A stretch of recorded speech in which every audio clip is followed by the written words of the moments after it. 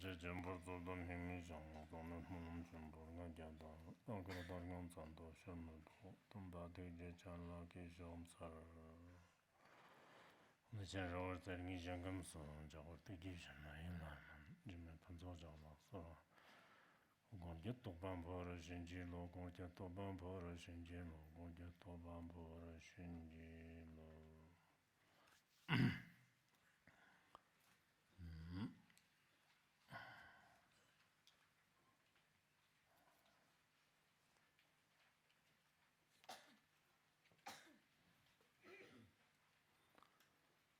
Dorna zongmerianlan tonjira teriya ji chujir kala sobayi namran jirna rubrashe samje choyer me padan tirik devjin toba dan zinmet plumet chunyet dan odonne ranjin jinye do namkan monzo shangchep dan zhima wakchak pje barpan samje mnyangan deban dambi tonda nimet nyet Namba tamchit tramepa sammit tramit yondan dan gayermit sanyet tarwa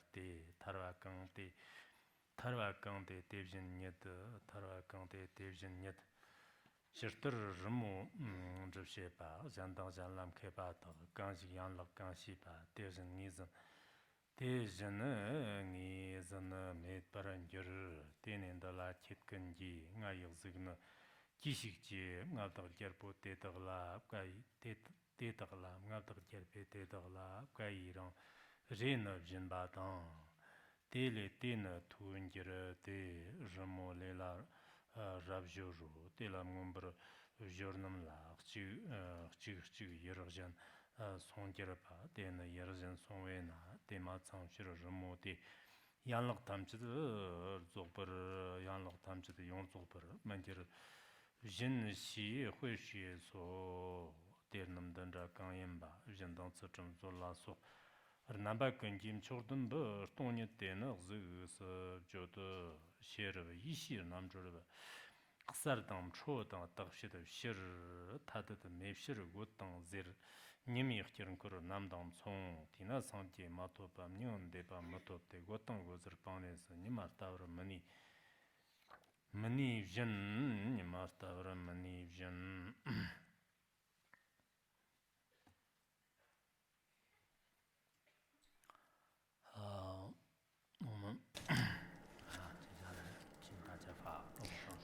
So now, please give rise to the supreme bodhicitta while listening to this teaching, and let's continue with the class on the Uttaratantra Shastra. In fact, this Mahayana Uttaratantra Shastra probably won't be finished in this year. We finished some of it for the first half of the year, but because we had other classes planned for the second half of the year, therefore, I think it is a little bit difficult for us to study a lot of this class. And we only have this one class per 2 weeks. It's a little bit scattered, in my opinion, but we'll see how it goes. So next week, on the next Saturday, we will have the class on the Analects of Confucius. Well, I think for people who are really interested and who have the perseverance to listen to the class, then they can persevere no matter if it's a week in between or a month in between or 100 days in between. They will persistently listen to this teaching. Therefore, I really encourage you to do so, to persist in studying this.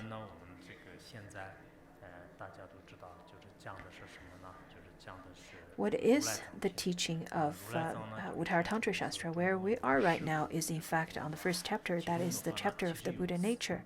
And out of this, it has 8 outlines, and we're currently on the last one, the 8th outline, that talks about the non-duality of the qualities.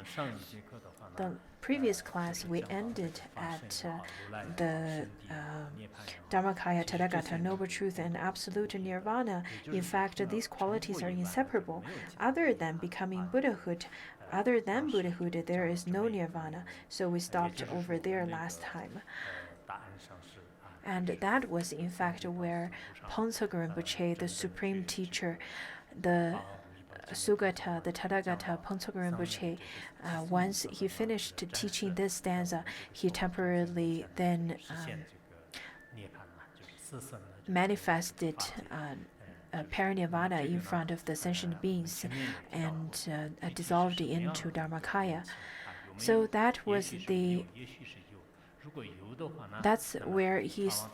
that was in fact the last stanza that Ponsog Rinpoche taught, when he taught that other than Buddhahood there is no nirvana, and that's when he entered into nirvana. So why don't we contemplate upon how and why Ponsog Rinpoche stopped turning the Dharma wheel for us when he taught this stanza. Ponsog Rinpoche continued to study since he was 13 years old until he was 76. And then in between all these years, even in the 50s and 60s, that was the dark time of the Dharma. He continued to teach in caves, in secluded areas, and in tents, and in areas that's very difficult to find. He continued to give the teaching of the Dharma in various places and to attract people and then give them the Dharma teachings. And once he finished teaching this stanza, he then entered into parinirvana. For people who have met Ponsog Rinpoche in person or not, I think lots of people, I think that no matter you met him before or not, you should then contemplate upon why he passed away at the time when he finished teaching over here.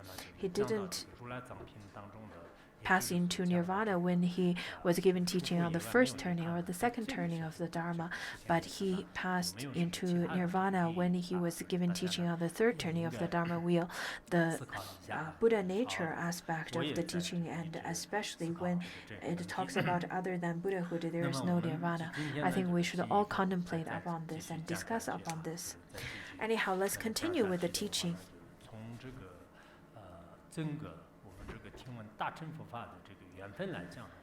In terms of the supreme and auspicious connections that we have during the teachings of the third turning of the Dharma wheel, in the Buddha nature teaching, in the profound teaching of the Tathagata Garbha, the Buddha nature,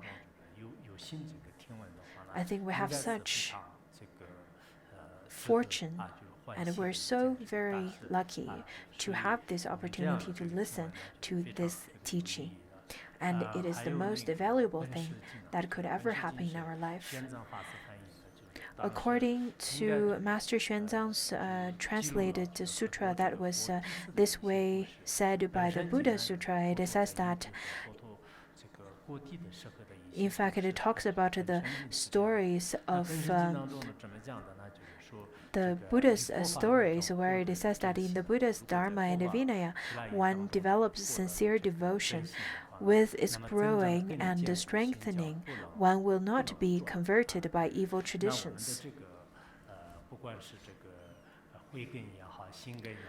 So the root of your wisdom, of your faith, of your samadhi, and so on, and of your Vinaya, all of this will not be turned, will not be shaken by the heretic's teaching.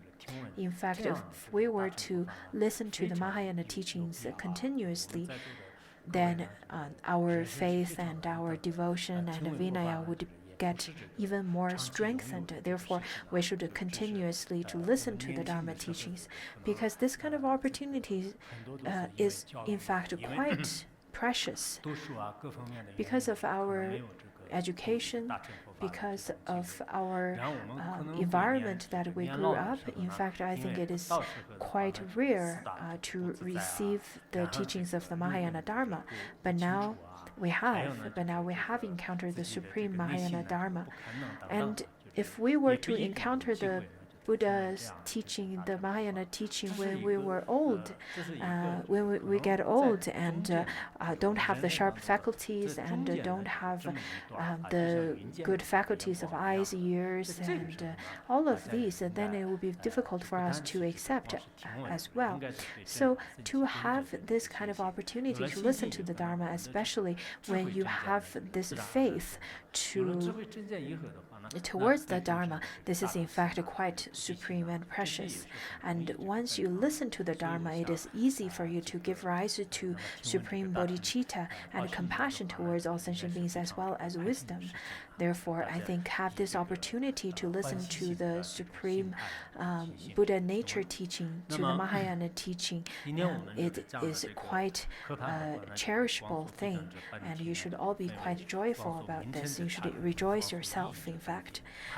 Anyhow, last time we talked to the aspect of the inseparability of the qualities, and now we will continue to talk about the four explanations, or the detailed explanations of the four synonymous names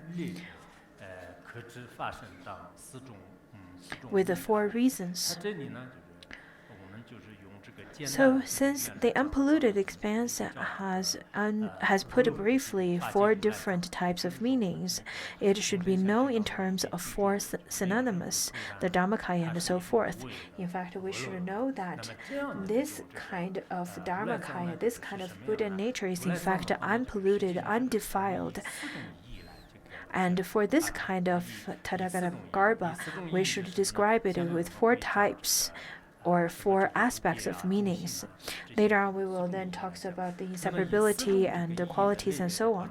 And out of the four, we will be able to understand about the Buddha nature. Previously, we've already talked about the Tathagata Garbha, the Dharmakaya, the Noble Truth, as well as the Absolute Nirvana. Previously, we've already talked about the four kinds of synonymous names. And there are the four aspects to understand the differences among these four names. And in the next stanza, it will talk about the different kinds of differences. But in this stanza, it talks about how it is then. So it's a general statement. And then the next one, it says that Buddha qualities are indivisible. The disposition is attained as it is. The true state is always free from any fickleness and deceit. Since beginningless time, the nature has been peace itself.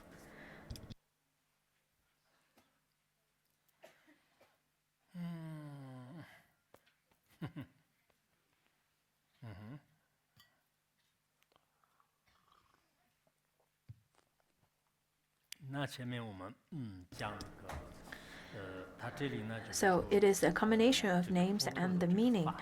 And over here it talks about the Buddha's teaching, the Buddha's Dharma, or the Buddha's qualities. In fact, it's then divided into such as the 10 powers and 18 uncommon qualities and the 4 fearlessness.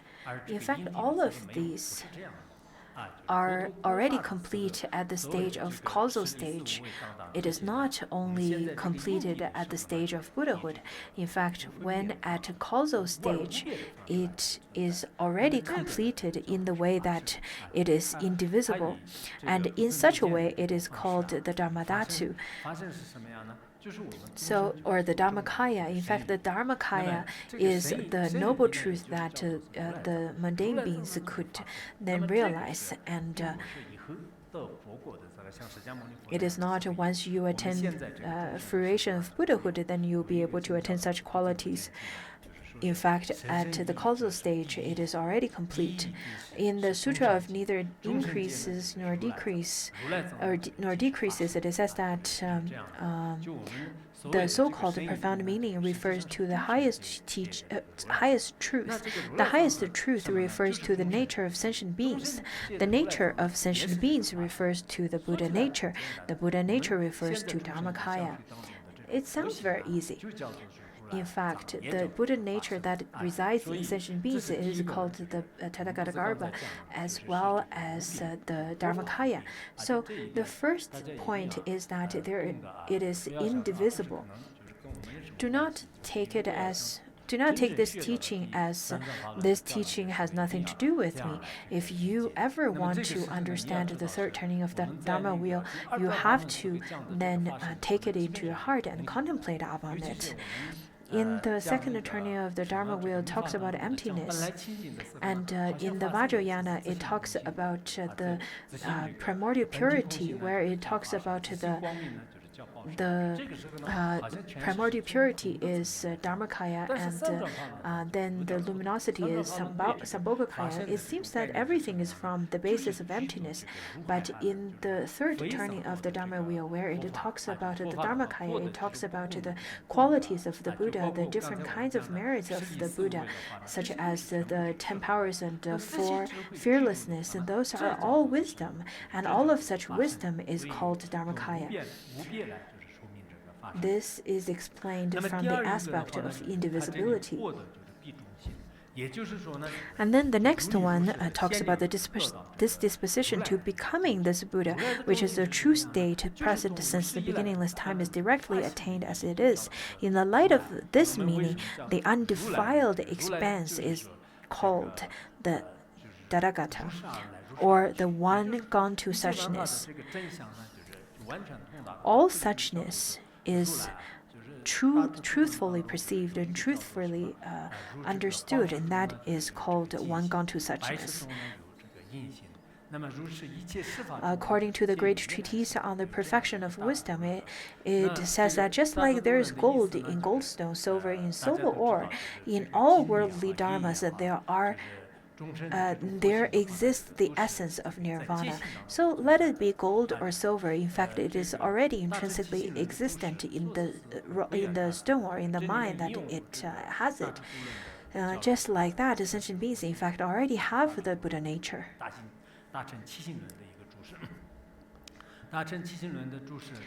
In the commentary of To Arise Faith in the Mahayana Sutra, where it is quoted the great treatise on the perfection of wisdom, it says that there is gold in the goldstone, silver in the silver ore. The fire has the quality of heat, and the water has the quality of moisture. For the same reason, the sentient beings have the quality of Buddha nature. In fact, in the commentary, it then expanded or quoted rather a little bit differently than the ones stated in the great treatise on the perfection of wisdom. Over here, what it talks about is that, in fact, this Tathagata is already intrinsically existent from the beginningless time. It is not that once you study it or once you discover it, then it's there. It's not like that at all. In fact, with your discovery or not, such Buddha nature is already exist in you. That's the second one. The third one is that its nature is the true state, which does not change into something else, is free from any deceit at all times, and free from fickleness or unreliability. This true state has become the field of experience of the primordial wisdom of the noble ones. In fact, if this kind of nature changes or have any kind of changes, then it could deceit. Just like how people, if they change their mind, then they'll make a deceit to others. But over here, why it is noble truth? It is because it is undefiled expanse. It is changeless. It is then devoid of fickleness and unreliability. And the fourth one is that Dharma Dhatu has been by nature utterly pure since beginningless time, and the adventitious defilement have been totally purified up to their very end. And in this light of the meaning, this undefiled expanse is expressed by the term nirvana. So the 4 terms are explained over here: the Dharmakaya, Tathagata, and the Noble Truth, and Nirvana. These are the 4 synonymous names, and it is in this verse it explains the names according to its meanings or from different angles to explain them. In fact, sometimes it's very difficult for us to differentiate the slight difference among the terms such as Tathagata, Noble Truth, and Nirvana. But it is stated very clearly. I really hope that you could read into it and see the subtle differences that is stated over here. The next one is a detailed explanation of their essential meaning and detailed explanation of the fact that the Buddha and Nirvana are no different. Previously, we talked about Tathagata and Nirvana and Dharmakaya and Noble Truth. In fact, all of those are non-dual. They're of no difference. How do you see their qualities are different?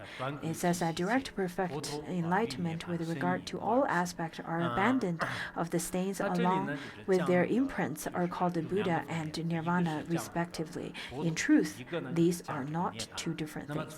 Over here it talks about the Buddha and the Nirvana.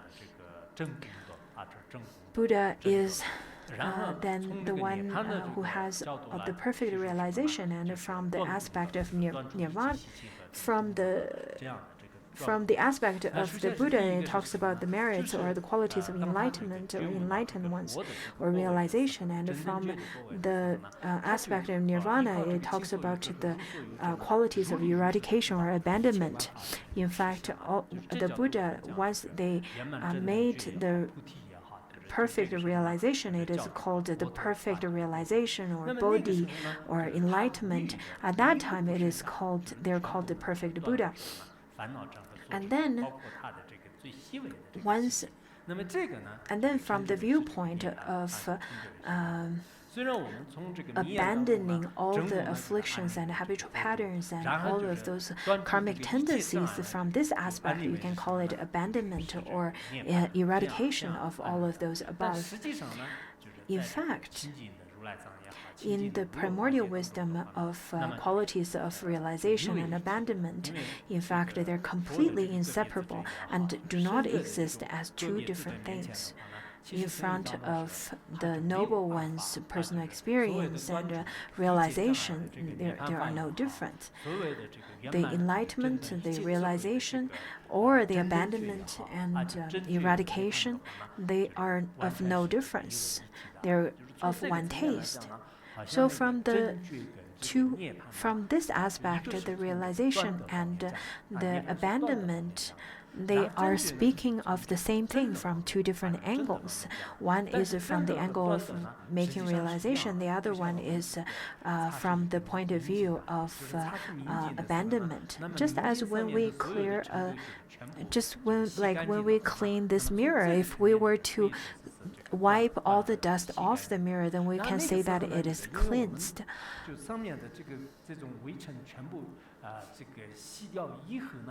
And after all the dust are wiped off, that mirror could clearly reflect. And this is from the aspect of reflection or realization aspect of the Buddha. So, in fact, these two are in fact both important. The cleanse or wiping off the dust and the reflection quality of the mirror, both of these are important to reflect any image inside of the mirror. But these two are both of equal importance. It is described from the two different aspects. It's not like one dust was fighting from the other dust. It is for the same reason. It is not that once we attain realization that our realization won over our afflictions. It's not like that. There are different descriptions that described in the Pramana teachings or Buddhist logic teachings. The Buddha, or when it talks about the realization and the abandonment qualities, In fact, it is quite clearly stated. 下面呢就是讲这个。不是刚才光速有两个，一个是讲 There were two aspects, right? One is on the realization, the other one's on the abandonment. So over here it is detailed explanation on the meaning of liberation. It says that liberation is distinguished by indivisibility from qualities present in all their aspects, innumerable, inconceivable, and unpolluted. Such liberation is also called Tathagata. In fact, the qualities of Tathagata is complete with immeasurable kinds of qualities beyond any end. Says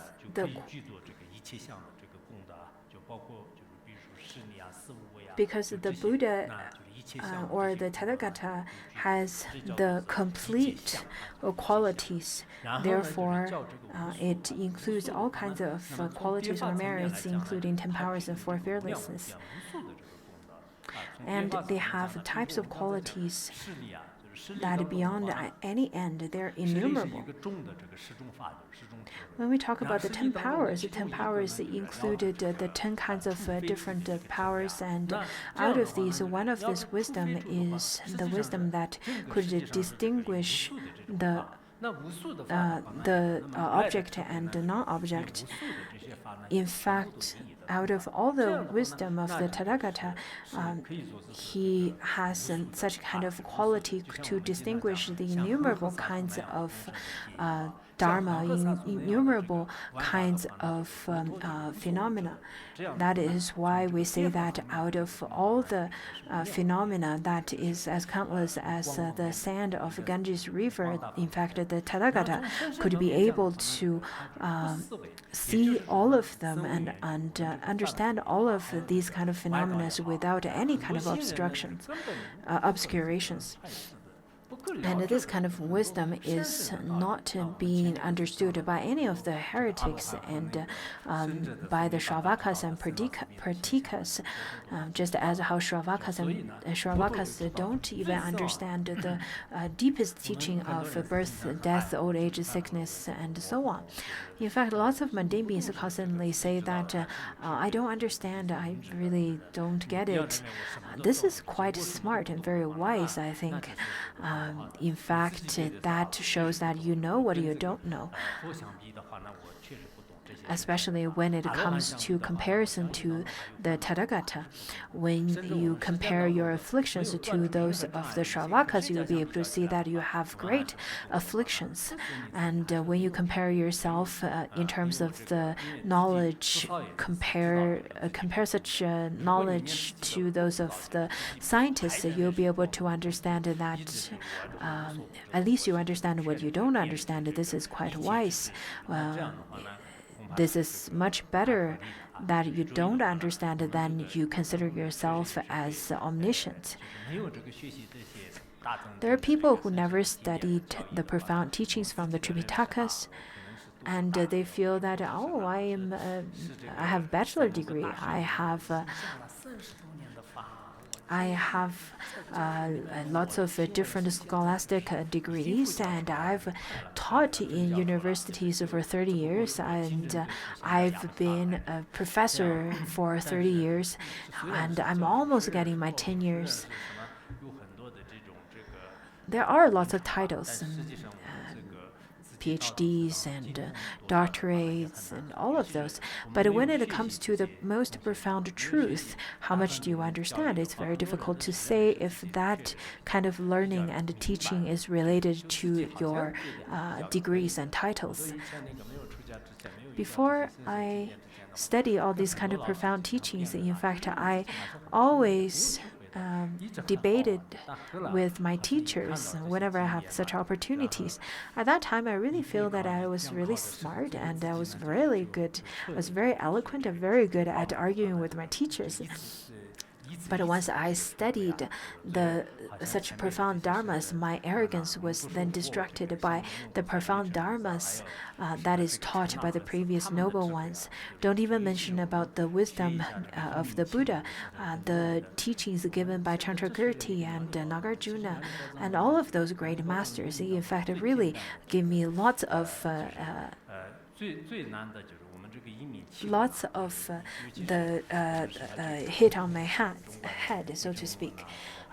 In fact, out of all the teachings, I think this text is rather easy, especially when we compare this to the ones of the Pramana teachings of the Buddhist logic, the seven treatises of the Buddhist logic. So compared to that, I think this one's rather easy. Anyhow, my point is to say that the Dharma, in fact, has great qualities and great teachings within profound teachings. So over here, then it talks about the different kinds of qualities, such as the quality of innumerable, the quality of inconceivable, and the quality of undefiled.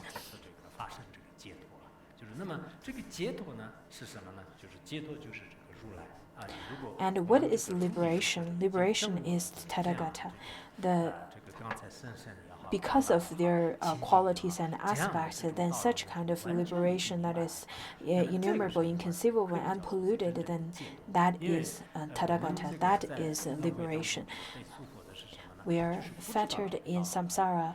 And why is that? Because we don't understand this kind of teaching. And once we understand this kind of teaching, then that could be called liberation or Tathagata.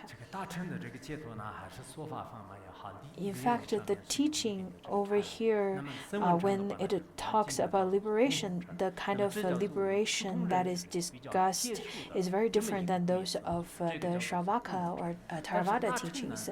The Shravaka teachings are called the common vehicle, as well as the Mahayana teachings up to the second turning of the Dharma wheel. But in the third turning of the Dharma wheel, the teachings is in fact quite different. It talks about we have intrinsically already inherent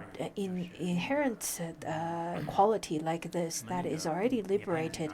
The only difference and the only thing that bounds us to liberation is that we don't recognize, and we don't recognize this nature. We don't know that we have this nature.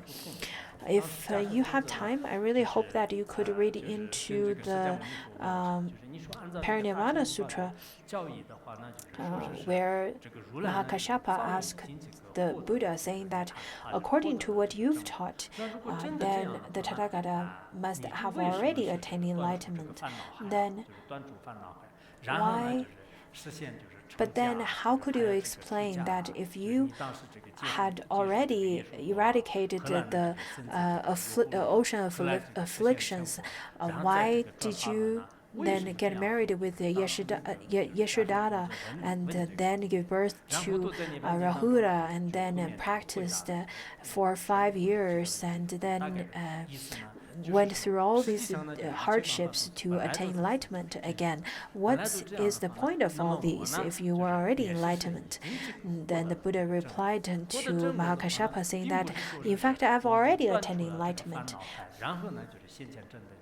But such kind of enlightenment is not that I've already eradicated the ocean of afflictions in order to attain liberation. It is because I am already liberated. But because I have not eradicated the oceans of liberation, I then was reborn in this human realm and got married and gave birth to Rahula. Therefore, the Buddha's nature is not like that. He was already liberated. So in the Mahaparinirvana Sutra, it taught this teaching. That was the last teaching. This kind of teaching is not given in the first turning and the second turning of the Dharma wheel, which could make lots of people very much confused. They may probably feel that, how would you explain that? Why would you say that? They would have all kinds of confusions. In fact, the truth of the Dharma is just like so. According to the Great Heap Jewel Sutra, it says that whether the Buddha appears in this world or not, the nature of all phenomena does not increase or decrease. It cannot be increased or decreased under any circumstances, for the nature of all phenomena permanently exists and is unchangeable.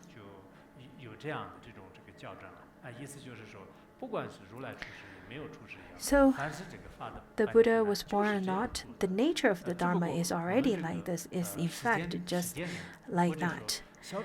Is that. And this kind of teaching is very much different than those of the teachings included in Theravada teachings. The majority numbers of Buddhists, in fact, their understanding is based on the Theravada teaching. They are not well educated in terms of the Mahayana teachings. And the Mahayana teachings are somewhat different, and sometimes even would completely cut through your usual habitual patterns of understanding what Dharma is. When people are looking at other people saying that, well, this person really have lots of anger, that's terrible, he's not a good practitioner. But in fact, from the Mahayana, the true Mahayana teaching, you can say that if this person have lots of anger, he also have lots of potential for the great mirror-like wisdom. And if this couple are arguing at home a lot, have lots of anger, it is then based on their great mirror-like wisdom. And if they were to argue a lot, it means that they still have lots of love between them. If they don't argue, then it means that they don't have such wisdom. And such kind of anger is no other than great manifestation of the primordial wisdom. But to see such nature is the key. And it is only of this very small number of people who could see that. The Theravada practitioners, they wouldn't say that, oh, wow, you're so angry, therefore you must have lots of the great mirror-like wisdom. The Theravada practitioners won't say that at all. The Theravadas would take the greed and anger and all of those poisons as something very solid and should be eradicated and abandoned right away. But in the third turning of the wheel of Dharma teaching, it talks about, in fact, when you see the nature of it, then in all of these kind of afflictions would only appear just as the ripples on the water. So this kind of teaching is quite rare in this society nowadays. Now, next one, it is with the examples. Detailed explanation of these stated above by means of examples, and the first one is by the example of the painter. Suppose that some painters master their craft, each with respect to a different part of the body, so that whichever part one would know how to do, he would not succeed with any other part. In fact, lots of artists nowadays, they then work with a whole studio to finish a painting because they know different aspects they're proficient in different aspects or different parts of the body. Some are really good at painting the head, some are really good at painting the eyes, the nose, ears, and so on. They only know how to paint certain parts really well. So different people have to work together to then paint together. it's kind of like the Western medicine. If you had certain sickness or illness in certain areas, then you go to those specific departments to look at what's wrong with your body. Just like that, the painters are like so. Some people would then are very good at painting certain parts, and if the person who's very good at painting the head, then this person is has left the country and not able to join the whole group to finish the painting, then it's very difficult for this whole painting to be successfully finished. Therefore, they have to work as a group. Maybe all the other people have already painted excellently, but there's only one that is missing. Then this painting won't be successful. The next one says that then the king, the ruler of the country, hands them a canvas and gives the order: "You all gather and paint my image on this." So he gives this canvas to all the painters, only one canvas, and then asks them to gather together and paint the king's image. You have to paint me really beautifully. You have to paint my natural beauty.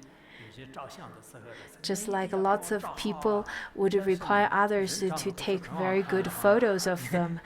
Well, it's rather very difficult if you don't look like a model or if you don't look that beautiful. It's very difficult to make you beautiful with a photo.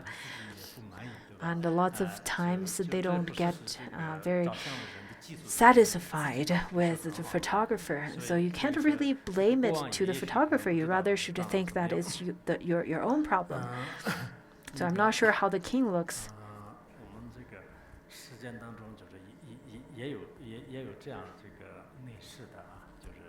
In fact, in our world, there is a similar story. In China mainland, there was an emperor around the late Tang Dynasty, and his name is Li Keyuan, and he had only one eye. He was half blind, and he was a cripple as well. So he asked lots of painters to paint him, and require them to paint him really well, very beautiful and very handsome. And the first painter, when he approaches and painted this king, and painted him really handsome, and then the king, after seeing the painting, he said, "This is not me. This is not me at all. I don't look like this." And then he gave the order and killed this painter. Then the second painter, he requested to come to his palace to paint him. Then this second painter, after learning the first painter's lesson, he painted him as who he is. So one eye blind and one leg crippled. And then this king said, "I can't let the later generation to see me like this." And then he killed this second painter as well. And then the third painter approaches. The third painter very creatively posed this king. He then painted this king from a profile perspective, where he only painted him with one eye, with a good eye, and then he made the king stepping on the stone with the crippled leg.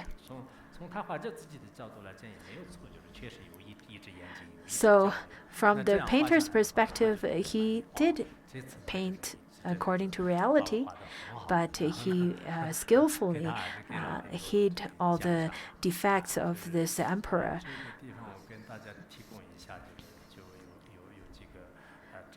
Also, over here, I would like to show you some slides. The same story of Napoleon. In fact, Napoleon is not very tall, rather very short at that time. 然后呢，但是呢，就是他那个气质嘛，就这样的话呢，就是他 And his painter then posed Napoleon on the horse 也有很多这个他的 to hide 是吧？ his 其实上呢，就是这个 lack 方面 of 呢 height. 有比较这个您方便的时候也要了解一下。 Well, sometimes you can then read into the story of Napoleon as well, and the paintings.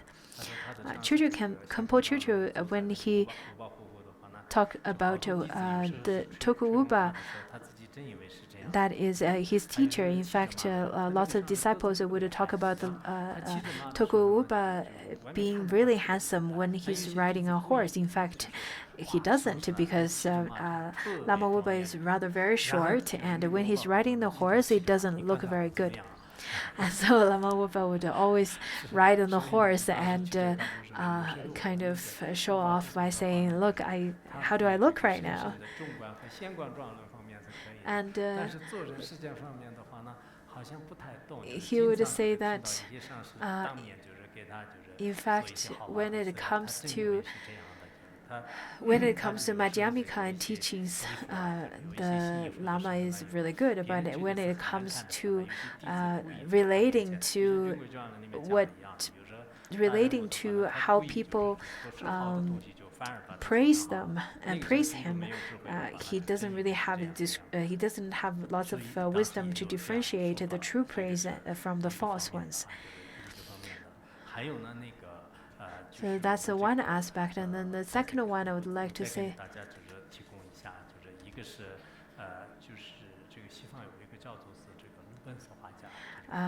Peter Rubens is a very good painter.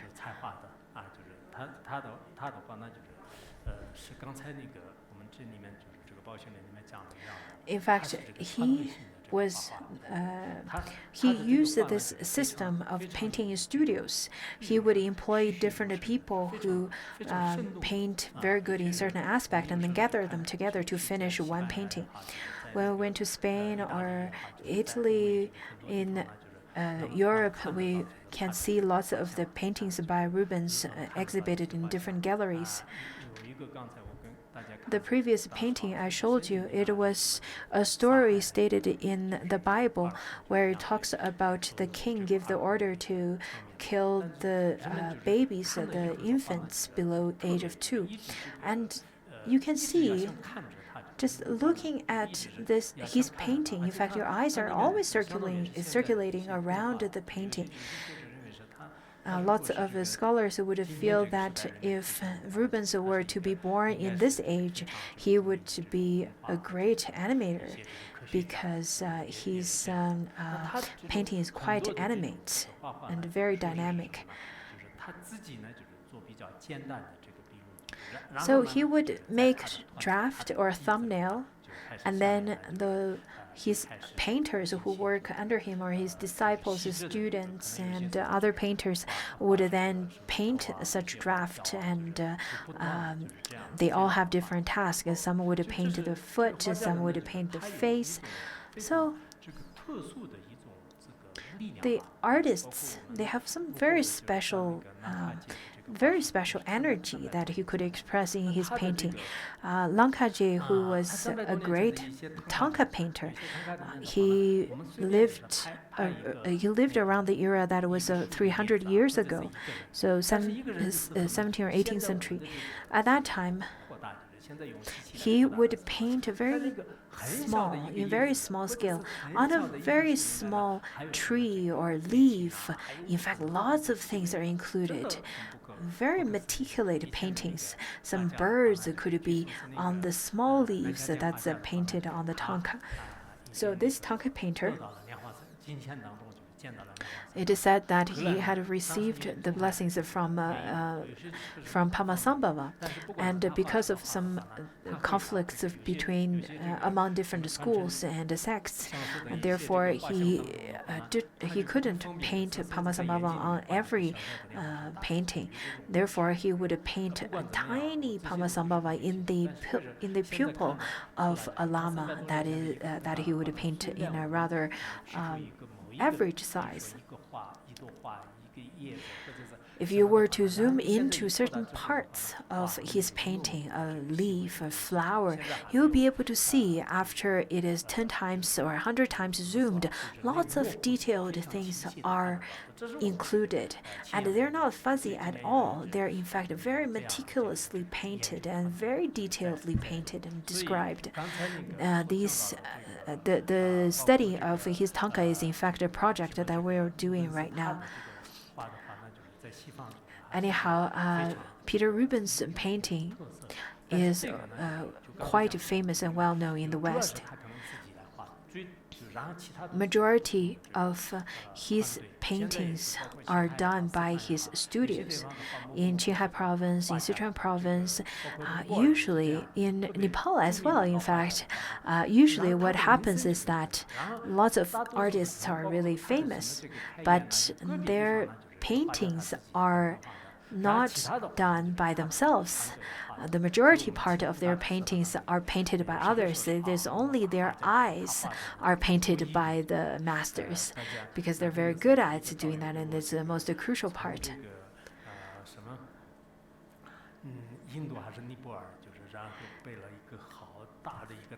Someone brought a large tanka painting of Pamasambhava from Nepal or India somewhere. Anyhow, I was very happy to look at this, and especially when he told me that this painting was painted by a great master. And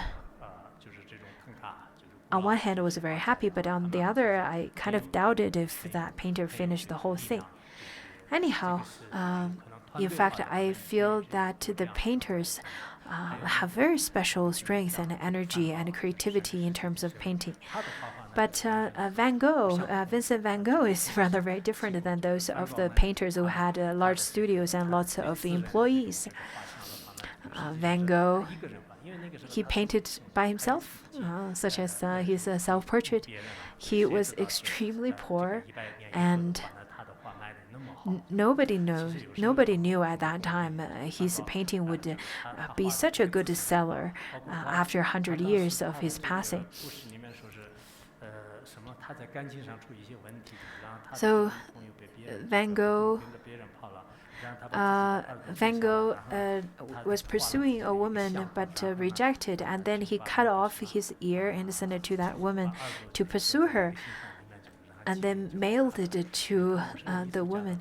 Sometimes I think artists, they could have some quite crazy and outrageous actions. Anyhow, some artists would paint in studio, and some, like Vincent van Gogh, would paint solo. So anyhow, the metaphor is in fact quite important. The king said that you have to paint my painting, my image. And then the others are painting. And out of the group of painters, one of them then left the country and leave for another country. And then because of his leave, the whole group cannot finish the entire painting. Just like in a group, sometimes in terms of management, if one key person left the group, lots of the management task cannot be done properly. Just like that, once this one painter leaves, and this king cannot receive a complete painting of his image, just as the whole body is complete but the head is empty.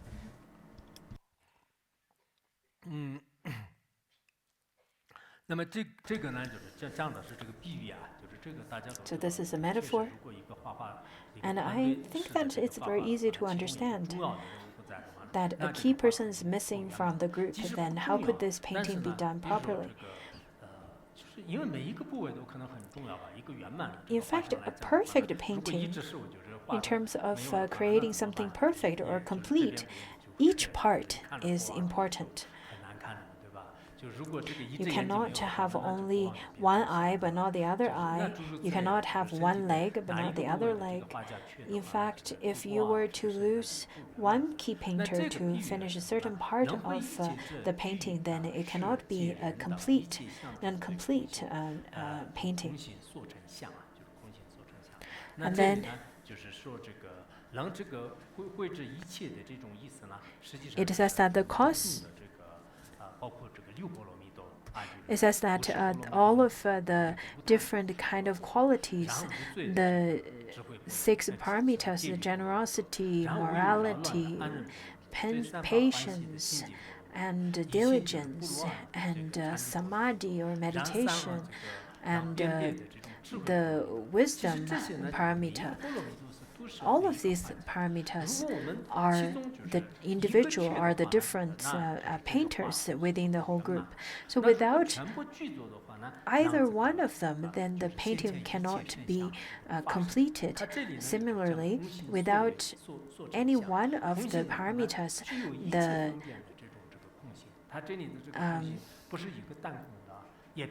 then the qualities cannot be complete.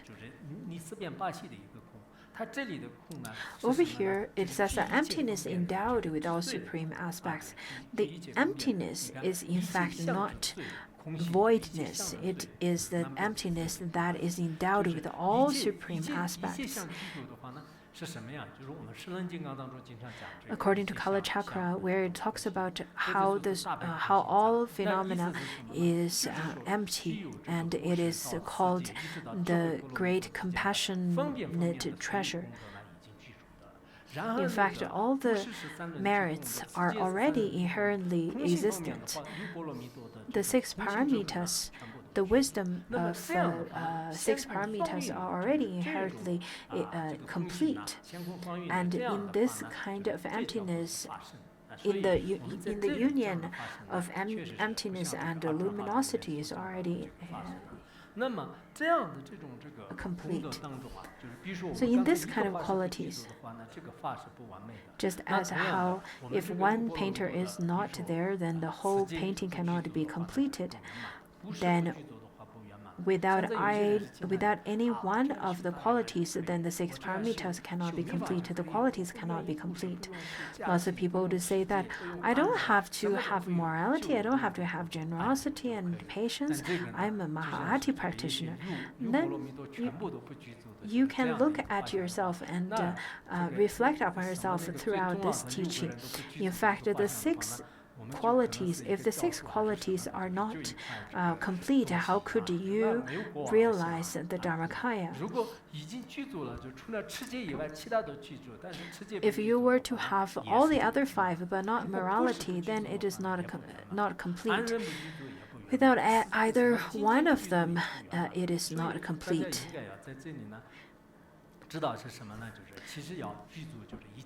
So you need all of them. According to the Great Heap of Jewels, the Sutra of Great Heap of Jewels, it then stated that, rather it is according to the Mahasamgata Sutra, where it says that if one lacks perfect accomplishment, even in one activity, one cannot be titled as the Tathagata with complete qualities. Therefore, only after every activity is accomplished, one is said to have attained the unsurpassable Bodhi. This is quite important.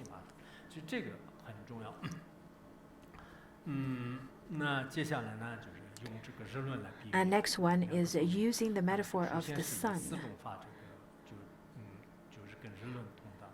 or the example of the sun, which then talks about the 4 or 3 kinds of qualities accordingly: illuminating and radiating and purifying and inseparable from each other. Analytical wisdom, primordial wisdom, and total liberation corresponds to the light rays and orb of the sun. So it talks about the 4 kinds of qualities with a metaphor. The first one is the wisdom of suchness, and then the wisdom of omniscience. as 到最后这个佛的这个功德的时候呢，一方面有金所有者，有如所有者，有这个戒脱功德。as well as the quality of liberation. So those are the three aspects that is attained at the level of Buddhahood: the wisdom of suchness, wisdom of omniscience, and qualities of liberation. So it has the illuminating aspect, that is then the quality of wisdom of omniscience. So it could illuminate all phenomena. It has the quality of radiating, that is the wisdom of suchness.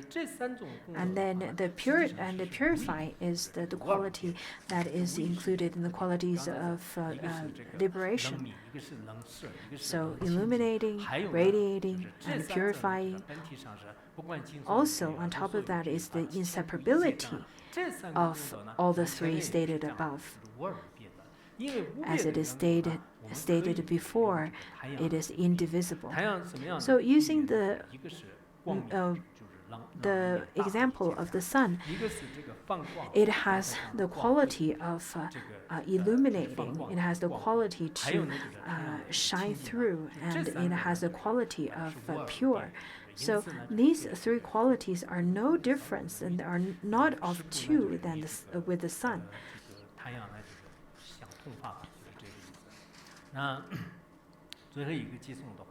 And then last stanza, it says that there is no other nirvana than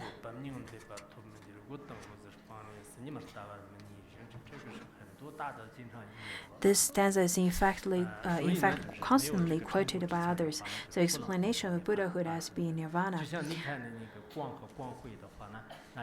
One will therefore not attain nirvana without attaining the state of Buddhahood, just as one could not see the sun if one were to eliminate its light and its rays.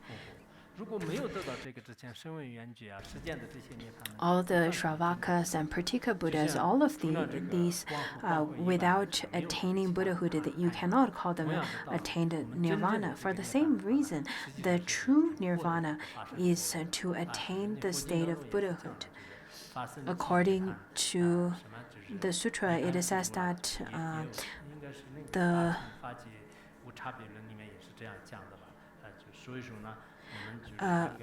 according to the sutra, it says that there's no Buddha. In fact, Buddhahood is nirvana, and no other than Dharmakaya. So last time when we talked about how Phuntsukul Rinpoche taught on there's no other nirvana, there's no Buddha other than Buddha, there's no nirvana. So it's very similar, where it talks about how the different kind of accomplishment and realizations attained by mundane beings, by the Shravakas, by the Pratika Buddhas. In fact, such kind of attainment cannot be called nirvana, and we'll stop here today.